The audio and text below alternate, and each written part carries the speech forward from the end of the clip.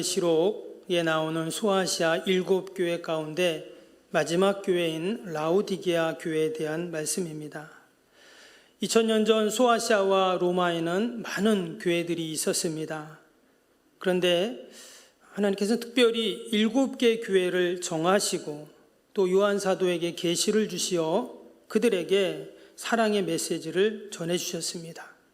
아낌없는 격려와 또 위로와 때로는 호된 질책과 책망도 있었습니다. 그러나 이 또한 사랑하는 자녀를 위해서 사랑의 회초리를 드는 것처럼 주님은 주님의 몸된 교회를 늘 하나님의 뜻을 이루고 또 시대적 사명을 감당하고 하나님의 영광을 드러내기만을 원하십니다. 그래서 그에 기인한 책망이었죠. 우리가 이 소아시아 7교회를 다 살펴보면서 동일하게 지금의 시대 또 우리 교회 나에게 하시는 우리가 말씀으로 여러분 들어야 할 줄로 믿습니다. 그래서 우리의 신앙을 점검하고 더 나아가서 늘 우리 교회가 하나님이 기뻐하시는 교회가 될 수 있도록 우리가 함께 마음을 함께 모을 수 있기를 바랍니다. 이 라오디게아 교회는 먼저 그 지역을 한번 살펴보면은요, 지도를 보시면 이제 마지막입니다. 마지막인데 이 라오디아라는 지역은요, 당시에 빌라델피아에서 동남쪽으로 72km, 에베소에서 동쪽으로 160km 떨어진 지역의 내륙에 있는 도시입니다. 그런데 이 도시는요, 당시에 부르기아라는 왕국의 수도였습니다. 어느 나라나 수도는 가장 좋은 지역의 수도를 정하기 마련이죠. 그래서 이 지역은 교통의 요충지였습니다. 버가모와 사대로 가는 그 길목에 있는 아주 중요한 요충지였고요. 또 이곳은 값비싼 의복을 생산하는 곳이었고 대부업이 성행했고 무엇보다 의약품을 제조하는 곳으로 알려져 있습니다. 그래서 실제로 그곳에 의과대학이 있었다, 이러한 기록도 있습니다. 그러니 당연히 그 지역은 부를 많이 축적을 했겠죠. 어떤 자료를 보면 이 라오디게아 사는 사람들 가정들마다 창고에 금을 쌓아 놓았다, 이런 기록이 있을 정도입니다. 그래서 이곳은 아시아의 은행이라는 별명이 붙었습니다. 그래서 이 지역의 사람들은 황금을 행복의 기준으로 삼아요. 당연히 그 돈이 이제 우상이 되어서 만몬을 우상으로 섬기는 도시가 되었습니다. 여러분, 이곳에 교회가 세워졌어요. 과연 이 라오디게아 교회는 어떻게 하나님의 뜻을 이루어 갔을까요? 먼저 오늘 주님의 하시는 말씀을 보기 전에 이 말씀을 하시는 주님을 먼저 소개를 합니다. 14절이죠. 14절 말씀 보시면 라오디게아 교회 사자에게 편지하라. 아멘이시오. 충성되고 참된 증인이시오. 하나님의 창조의 근본이시니가 이르시되. 여기 보면 주님에 대해서 3가지로 소개를 합니다. 첫 번째는 뭡니까? 아멘이요, 이렇게 말했어요. 예수님을 아멘이라고 이렇게 말했습니다. 그럼 우리가 교회에서 아멘 하면 어떤 뜻입니까? 믿습니다. 그렇게 될 줄로 압니다, 이런 뜻이잖아요. 그래서 우리가 설교를 할 때도 설교 끝날 때 여러분들이 아멘하고 또 우리가 기도할 때도 끝날 때 아멘 이렇게 우리가 하는데, 여러분 이 아멘이라는 히브리어를 보면 먼저 아만이라는 단어에서 파생된 그러한 단어입니다. 아만이 어떤 뜻이냐면 진실로 온전한, 이런 뜻이에요. 그래서 우리가 아멘이라고 할 때 그냥 그렇습니다, 좋습니다, 이런 의미를 넘어서 이 아멘의 말씀 속에는요, 진실이 참된 그것이 이루어질 줄로 믿습니다. 또 하나님의 말씀은 참 진리이시고 확실합니다, 이런 의미가 아멘이라는 말 속에 담겨 있는 것입니다. 근데 지금 여기에 보니까 그 아멘이 뭐라 그랬어요? 예수님을 의미한다는 것이에요. 예수님이 아멘이시오, 이렇게 지금 이야기를 했잖아요. 어떤 목사님들은 설교할 때 계속 반복적으로 너무 자주 믿습니까? 그럼 이제 성도들은 아멘 이렇게 또 화답을 합니다. 한때는 제가 그 모습이 별로 안 좋았어요. 마치 아멘을 내가 마음으로 믿으면 되는 거지, 마치 주문을 외듯 또 강요하듯 아멘을 하는 것처럼 보였기 때문입니다. 그런데 이 아멘이라는 그 뜻, 참된 의미를 알고 난부터는 제 생각이 조금 달라졌습니다. 여러분, 우리는 아멘을 자주 해야 합니다. 아멘? 오늘 말씀에 지금 아멘이 누구라고요? 예수님이라고 그랬잖아요. 그래서 이 아멘을 우리가 부르고 외치고 선포해야 됩니다. 여러분, 예수님이 생명이고 능력이잖아요. 처음에는 아멘이라는 말이 잘 안 나올 수도 있습니다. 그런데 아멘이 예수님이고, 여러분, 아멘이 나를 살리고, 아멘이 나를 치료하고, 아멘이 나의 문제를 해결하고, 여러분, 아멘이 능력이라고 한다면 우리는 자주 아멘을 외쳐야 돼요. 아멘을 선포해야 됩니다. 그렇다고 말로만 아멘 아멘 하는 것은 아니죠. 우리의 마음을 담아서 우리가 아멘 할 때 거기에 놀라운 하나님의 구원의 역사가 나타날 줄로 믿습니다. 그래도 아멘이 좀 잘 안 나오네요. 아멘입니까? 우리 속병교회는 아멘을 잘하는 교회가 될 수 있기를 바랍니다. 두 번째로, 주님은 어떤 분이시냐? 충성되고 참된 증인이시라 이랬습니다. 예수님은 진리이십니다. 그런데 또 다른 한편으로는 그 진리를 증언하는 분이다 이렇게 말했어요. 참 놀라운 말씀입니다. 이것은 예수님이 자신이 진리를 말씀하신 것처럼 그것을 그렇게 사셨다는 말씀이에요. 말로만 진리가 아니라 삶으로 그 진리를 증거해 주셨습니다. 그 대표적인 예가 십자가죠. 예수님은 우리를 사랑한다고 말씀하셨는데 말로, 지식으로, 교리로 우리를 사랑한다고 하지 않으시고 자신의 목숨을 내어주면서 그 사랑을 증거해 주셨습니다. 여러분, 내가 죽을 병에 걸렸는데, 내가 그래서 죽어야 되는데 누가 나 대신 죽어줬다면, 여러분, 우리가 그 사람의 말을 어떻게 들어야 할까요? 당연히 너무나도 신중하고 소중하고 귀 기울여 들을 것입니다. 바로 주님이 우리에게 그렇게 지금 말씀하고 계시는데, 이 라오디게아 교회가 그러한 마음으로 분명히 들었을 것입니다. 저와 여러분이 늘 주님의 말씀을 우리가 생명으로 여러분 들을 수 있기를 바랍니다. 무엇보다 주님은 어떤 분이시냐? 창조의 근본이시니라고 말씀하셨어요. 골로새 1장 15절 17절에 보면 주님을 이렇게 소개합니다. 그는 보이지 아니하는 하나님의 형상이시요 모든 피조물보다 먼저 나신이시니 만물이 그에게서 창조되되 하늘과 땅에서 보이는 것들과 보이지 않는 것들과 혹은 왕권들이나 주권들이나 통치자들이나 권세들이나 만물이 다 그로 말미암고 그를 위하여 창조되었고 또한 그가 만물보다 먼저 계시고 만물이 그 안에 함께 섰느니라. 주님을 소개합니다. 모든 만물이 주님을 통해 만들어지고 또한 만물보다 주님이 먼저 계셨다 분명히 말씀합니다.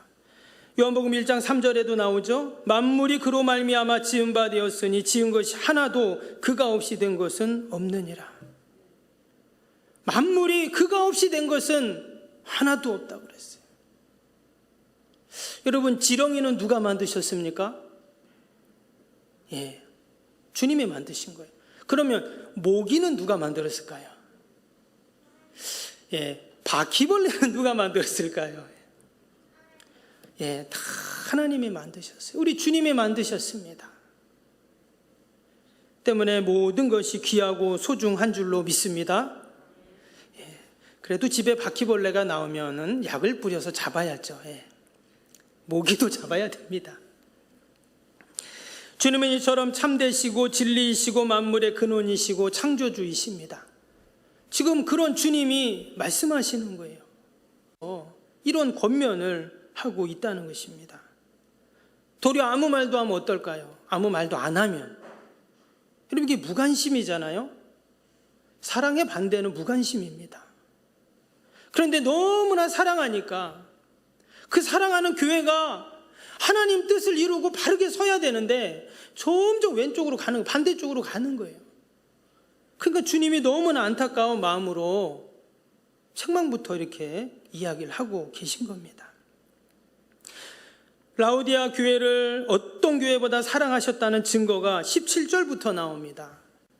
여기에 보면 교회를 향한 주님의 진단과 처방책이 나옵니다. 먼저 17절을 보시면 내가 말하기를 나는 부자라 부유하여 부족한 것이 없다 하나 내 곤고한 것과 가련한 것과 가난한 것과 눈먼 것과 벌거벗은 것을 알지 못하는도다. 이 라오디게아 교회 사람들은요, 자신들을 뭐라고 생각하냐면 나는 부자라, 나는 부족한 것이 없다, 이렇게 말을 했어요. 근데 이것이 자족하는 마음이 아니라 교만한 모습이었다라는 것입니다. 말씀드린 것처럼 이곳은 아주 부유한 도시라고 했죠. AD 60년경에 전승을 보면 이 지역에 큰 지진이 납니다. 근데 다른 지역들은 지진이 나면 당시 로마 제국에다가 보조금을 신청을 하는 거예요. 우리도 지진이 나고 어려움이 있으면 재난지원금을 정부에서 주잖아요.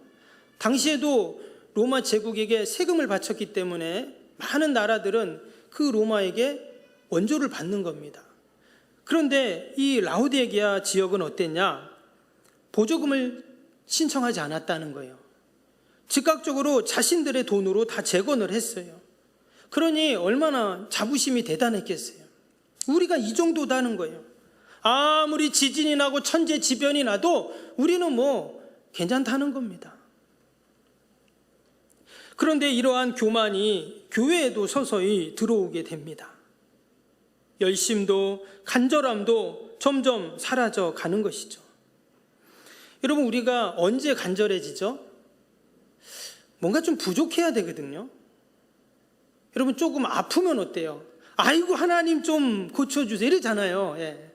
건강하면 또 언제 그랬냐는 듯이. 그래서 아무 어려움이 없고 고난이 없으면 사실 주님께 매달릴 이유도 없죠. 결국 교회는 주님을 향한 열심도 헌신도 간절함도 점점 사라져가고 있었다는 것입니다. 그런데 주님은 뭐라고 말씀하시냐면 겉으로 보기에는 부유한 것 같고 아무것도 부족함 없는 것 같지만 뭐라고요? 아니라는 거예요. 사실은 곤고하고 가련하고 너무 가난하고 아무것도 못 보는 눈이 멀었고 심지어 벌거벗었다, 이렇게 지금 말씀을 하고 있는 것입니다. 한마디로 이 사람들은 자기들 스스로 속고 있었던 거예요. 여러분, 물질의 풍성함이 우리를 부유하게 하지 않습니다. 물질의 풍요가 우리의 영적인 눈을 다 도리어 가리워 버리죠. 도리어 그 물질의 풍성이 하늘의 신령한 복을 받는 데 걸림돌이 될 때가 훨씬 많아요. 그러면 우리는 다 가난하게 살아야 되냐? 믿는 사람들은 그렇지 않죠. 도리어 우리는 어떻게 해야 됩니까? 이어지는 18절에 보면 주님의 처방전이 나옵니다. 내가 너를 권하노니 내게서 불로 연단한 금을 사서 부유하게 하고 흰옷을 사서 입어 벌거벗은 수치를 보이지 않게 하고 안약을 사서 눈에 발라 보게 하라. 여기 보면 불로 연단한 금을 사서 부유하게 하라 그랬어요. 그래서 불로 연단한 금이라는 것은 믿음을 말합니다. 바로 믿음으로 견고해지라는 거예요. 베드로전서 1장 7절에도 보면 너의 믿음의 확실함은 불로 연단하여 또 없어질 금보다 귀하여 예수 그리스도께서 나타나실 때 칭찬과 영광과 존귀를 얻게 할 것이니라. 여러분, 우리 모든 성도님들은 우리가 육적인 부자가 아니라 영적인 부자, 여러분 우리가 믿음의 부자가 되어야 할 줄로 믿습니다. 그래서 주님 나타나실 때 칭찬과 영광과 존귀를 얻는 자들이 되어야 하는데 어떻게 가능하냐? 믿음의 부자가 되어야 된다는 거예요. 내 통장에 돈이 쌓이는 게 주님 오실 때 칭찬과 영광과 존귀가 아니라 내 믿음의 통장에 믿음이 쌓여야 되는 거예요. 아멘. 우리의 자녀들에게도 마찬가지입니다. 여러분, 자녀들에게 무엇을 우리가 물려주어야 할까요? 돈을 물려주고 재산을 물려주고 그것도 너무나 귀하지만 우리의 자녀들에게 신앙과 믿음을 우리가 유산으로 꼭 물려주어야 할 줄로 믿습니다. 두 번째로 신옷을 사서 입어라, 그렇게 말을 했어요. 이 말은 주님의 순결과 거룩을 회복하라 하는 그러한 말씀입니다. 여러분, 지금의 시대는 순결과 거룩이 사라지는 그러한 시대입니다. 교회도 마찬가지예요. 지금 2000년 전 라오디게아 교회도 그 순결과 거룩을 잃어가고 있다는 겁니다. 그래서 교회는 언제든지 거룩성을 유지하기 위해 발버둥을 쳐야 돼요. 여러분, 교회가 소위 세속화라고 해서 세상을 닮아간다 이런 말을 하잖아요. 지금 2000년대 라오디게아 교회도 마찬가지였어요. 여러분, 중세 시대는 어땠을까요? 로마 가톨릭의 세속화에 반대했던 수많은 성도들이 어디로 갔냐면 광야로 갑니다. 산속으로 들어갔어요. 그래서 거기 가서 수도원을 짓습니다. 우리는 세상과 닮아가는 세속화되는 그런 모습 우리는 할 수 없다. 그래서 그들이 수도원으로 가서 수도원을 지었어요. 그런데 나중에는요, 그 수도원이 죄악과 타락의 온상이 되었습니다. 여기서 지금 흰옷을 사서 입으라는 이 말은요, 의의 옷, 바로 예수 그리스도의 십자가의 보혈의 옷을 입으라는 말이에요. 우리가 아무리 수도원으로 들어가도 안 된다는 거예요. 어떻게 해요? 예수님을 의지하고 십자가를 의지할 때 거룩해질 수 있다는 것입니다. 오직 주님의 보혈만이 우리의 죄를 다 씻고 우리가 주님의 십자가를 붙잡아야만 여러분, 이 땅에서 우리가 승리하게 되는 줄로 믿습니다. 지금은 라오디게아 교회에 주님이 그런 처방을 주세요. 주님의 십자가 보혈을 의지하라는 거예요. 너의 경력, 너의 실력, 경험, 능력, 너희 머리를 믿지 말고 네 힘을, 주먹을 믿지 말고 누굴 믿으라고요? 예수의 십자가를 붙잡으라는 거예요. 여러분, 거기에 능력이 나타날 줄로 믿습니다. 마지막으로 19절에는 뭐라고 하십니까? 열심을 내라 이러셨어요. 물은 내가 사랑하는 자를 책망하여 징계하노니 그러므로 내가 열심을 내라, 회개하라. 마치 온천물이 서서히 식어서 미지근해지는 것처럼 우리의 신앙이 서서히 식어서 미지근한 물이 되지 않도록 열심을 내라는 거예요. 계속 불을 지피라는 겁니다. 실제로 여기서 열심을 내라라는 이 원어를 보면은요, 뜨겁게 하다 이런 의미가 담겨 있어요. 좀 뜨거워지라는 거예요. 여러분, 우리의 예배가 어떻습니까? 요즘에는 적당히라는 말을 사람들이 좋아합니다. 예배도 적당히, 기도도 적당히, 봉사도 적당히, 헌금도 적당히.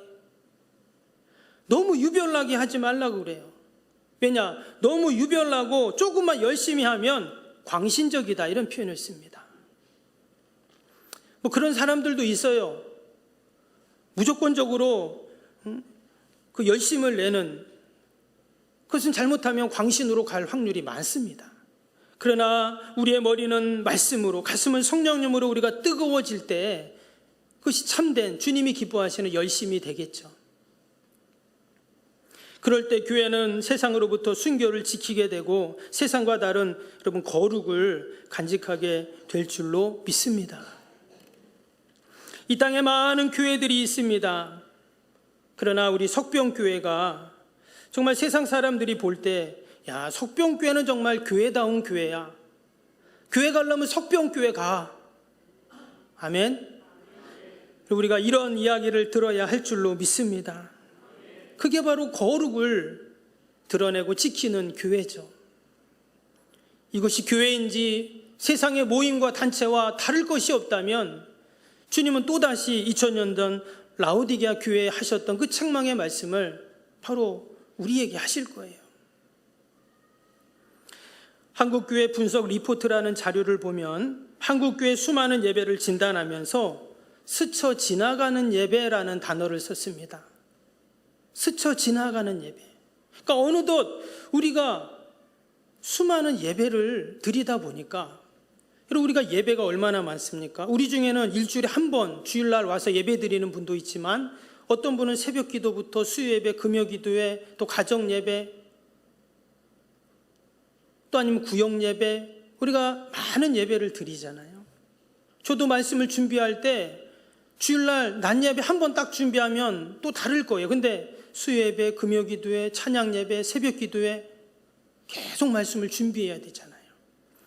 그러다 보니까 나도 모르는 사이에 그 예배들이 그냥 스쳐 지나가는 예배가 되고 있다는 거예요. 근데 저는 그 문구를 보면서 어떤 생각을 했냐면, 이거 만약에 주님께서 수많은 사람들 중에 나를 그냥 스쳐 지나가는 사람으로 여기시면 어떨까? 이 마음이 딱 들었어요. 그러면 큰일 나죠. 끔찍합니다. 생각만 해도. 근데 주님은 나를 그렇게 여기지 않으신다는 거예요. 주님은 나를 너무나 사랑하셔서 자상히 격려해 주시고 위로해 주시고, 때로 잘못된 길로 가면 호되게 질책도 하시고 책망도 하세요. 하나님 왜 저를 치십니까? 치는 게 아니에요. 그게 치는 게 아닙니다. 나를 너무나 사랑하셔서 바른 길로 인도해 주시는 모습이에요. 혹시나 기도하실 때 하나님 왜 저 칩니까? 이렇게 기도하신 분들 회개하시기 바랍니다. 저기 회개하라고 써 있잖아요. 19절에 회개하라. 하나님 나를 너무 사랑하시는 거예요. 여러분, 사랑하지 않으면 아무 관심이 없습니다. 뭐 어떻게 되든 말든 관심이 없어요. 사랑하기에 위로도 격려도 축복도 때로는 책망도 하시는 것이죠. 얼마나 사랑하시는지 오늘 마지막 20절 21절 보겠습니다. 볼지어다 내가 문 밖에 서서 두드리노니 누구든지 내 음성을 듣고 문을 열면 내가 그에게로 들어가 그와 더불어 먹고 그는 나와 더불어 먹으리라. 이기는 그에게는 내가 내 보좌에 함께 앉게 하여 주기를 내가 이기고 아버지 보좌에 함께 앉은 것과 같이 하리라. 아멘. 주님이 더불어서 먹겠다는 거예요. 함께 먹고 마시고, 뿐만 아니라 21절에는 하나님의 보좌 옆에 자리를 딱 마련해 주시겠다, 이렇게 지금 약속하고 계십니다. 여러분, 이것보다 더 큰 은혜와 축복은 없는 줄로 믿습니다. 근데 이 말씀은 약속이면서 다른 한편으로는 권면이에요. 나와 좀 더불어서 먹자. 네 혼자 먹지 말고 좀 나하고 좀 같이 함께 하자, 이런 말씀이에요. 늘 혼자 따로 놀지 말고 좀 교회 와서 함께 예배드리고 함께 주님과 함께 하자. 그리고 너 꼭 이 하늘 보좌 옆에 네 자리가 있으니까 꼭 여기 와서 앉아야 된다. 너를 위해서 지금 자리를 마련해 놨는데 너 안 오면 어떻게 할 거야? 이런 권면인 거예요. 여러분, 저와 여러분이 다 하나님 보좌 옆에 그 마련해 주신 보좌에 우리가 꼭 앉아야 할 줄로 믿습니다. 우리가 이 라오디게아 교회에 향하신 주님의 말씀을 들으면서 혹이나 내 신앙이 그동안 너무나 미지근해졌다면 다시금 열심을 내서 여러분 뜨거워질 수 있기를 바랍니다. 그럼 2021년이 얼마 남았다고요? 지난주에 한 달 보름 남았는데 이제 한 달 보름이 안 남았습니다. 오늘 마지막 절에 보니까 이런 말씀이 나옵니다. 귀 있는 자는 성령이 교회들에게 하시는 말씀을 들을지어다. 제가 이 소아시아 7교회 말씀을 준비하면서 사실 이 마지막 절, 귀 있는 자는 성령이 교회들에게 하시는 말씀을 들을지어다, 사실 이 말씀을 너무나 전하고 싶어서 이 말씀을 준비했습니다. 여러분, 말씀을 보면 각 교회마다 마지막 절에는 항상 이 구절이 나와요. 귀 있는 자는 성령이 교회들에게 하시는 말씀을 들을지어다. 지난 2000년 동안 수많은 주경학자들과 목사님들이 이 구절에 대한 다양한 해석과 설교를 했습니다. 과연 여기서 귀 있는 자는 누구인가? 우리 중에 귀 없는 자는 아무도 없죠. 다 귀가 있어요. 근데 이 구절을 가장 많이 사용하고 인용하는 단체가 있습니다. 신천지예요. 그래서 이 사람들은 여기서 말하는 귀 있는 자는 자기네 단체에 온 사람들이라는 거예요. 그렇게 해석을 합니다. 그러나 이것은 치우친 해석이고 말씀을 자신들 유익을 위해 해석하는 그러한 모습이죠. 여기서 귀 있는 자는 여러분 누굴까요? 바로 나입니다. 나. 지금 이 말씀을 누구에게 하시냐면 바로 나에게 하시는 말씀이에요. 옆에 있는 사람에게 누구한테 하는 게 아니라 바로 나한테 하시는 말씀이에요. 그 소아시아 7교회 하나하나 교회들마다 하신 축복, 위로, 격려, 심지어 책망, 나에게 하신 말씀이라는 거예요. 사람들은 성경을 읽을 때 하나님이 나에게 하신 말씀으로 잘 안 읽어요. 그냥 하얀 건 종이고 까만 건 글씨. 맞는 말이죠.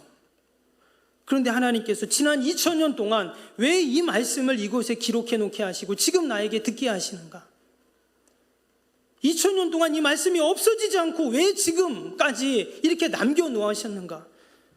나 들으라고, 나 보라고 이 말씀을 적어 놓은 거예요.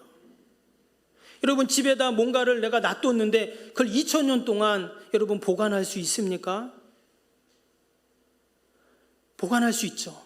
너무나 귀한 거라면, 보물이라면 보관해야죠. 이 말씀이 그런 겁니다. 하나님의 말씀이 그런 말씀이라는 거예요.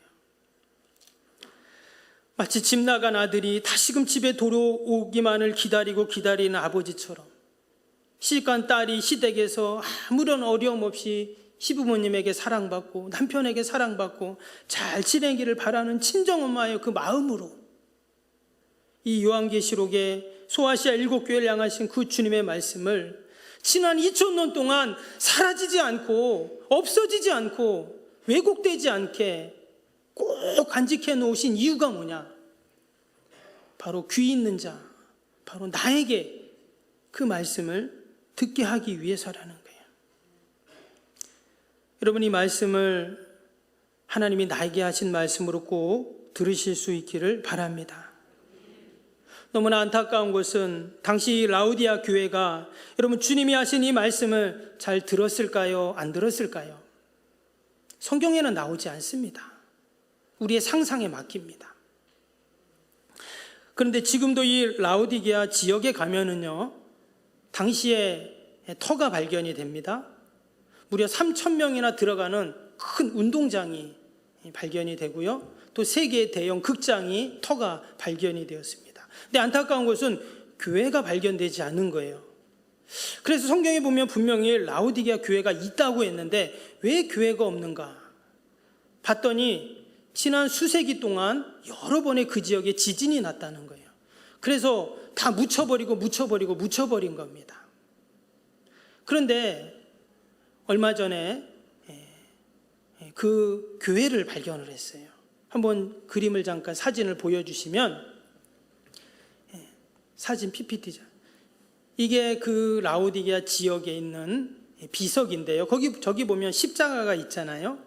바로 당시에 여기가 교회 터였다는 것을 알려주는 비석이에요. 다음 그림이요. 이게 당시의 교회를 복원한 그러한 모습입니다. 다른 소아시아 7교회에 비해서요, 상당히 규모가 크고요, 상당히 멋있게 교회를 지었습니다. 저건 지금 터만 있기 때문에 이제 위에를 복원하는 그런 이제 모습인데요. 오른쪽에 있는 곳은 뭐냐면 강대상이었다고 해요. 저기서 주님의 말씀을 전한 겁니다. 또 세례터도 있고요, 성도들이 쉬던 휴게실도 있고요, 또 의자도 있고 그런 여러 가지 이제 더들이 이제 발견이 되었는데요.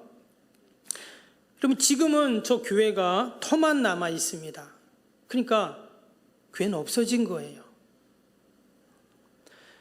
여러분 우리 석병교회가 있다가 없어지는 교회가 아니라 늘 성령이 교회들에게 하신 말씀을 잘 들어서 여러분 주님이 오시는 그날까지 우리 장로님 기도하신 것처럼 주님의 교회가 늘 주님 오시는 그날까지 든든히 서가야 할 줄로 믿습니다. 하나님이 기뻐하시는 석병교회, 오직 하나님의 영광만을 드러내는 우리 석병교회가 되어서 이 시대에 다 주님께 칭찬받는 하늘 보좌에 우리의 자석이 다 마련이 되어 있다고 하는데 늘 그 소망을 가지시고 주님과 동행하는 저와 여러분이 되길 주님의 이름으로 축복합니다.